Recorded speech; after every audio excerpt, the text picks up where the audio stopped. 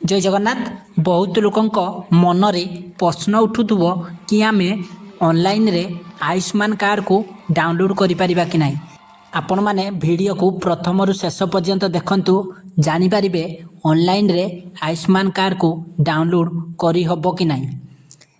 देखंतु आपण जेतबेले Ayushman भारतर officially portal को पळे आसीबे, PMJY मारिकी आपणको सामने रे एमिति गोटे इंटरफेस पळे आसीबो।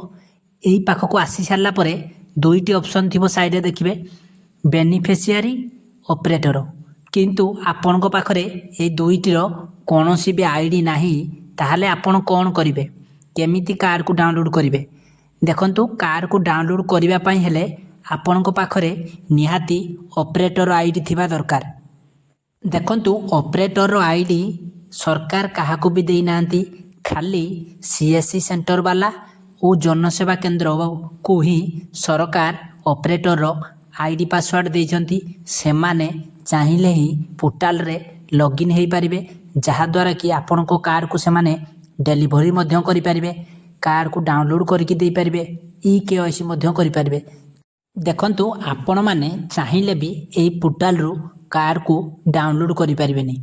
यूट्यूब रे अनेक वीडियो अछि, एमिति कार्ड कले डाउनलोड होबो, सेमिति कले डाउनलोड होबो, किंतु से एमिति कले डाउनलोड हेई परिबो नाही। काहे कि ना जो मानको पाखरे ऑपरेटर आईडी अछि, से माने ही आयुष्मान कार्ड को डाउनलोड करके देई परिबे।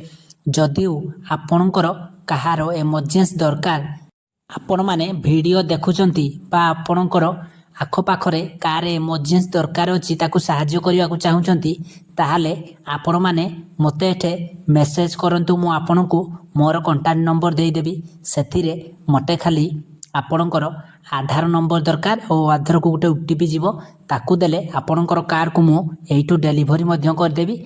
आपण को मध्य व्हाट्सएप माध्यम रे पठे देबी, जहा द्वारा आपण माने मेडिकल रे तार लाभ उठे पारिबे। जय हिंद।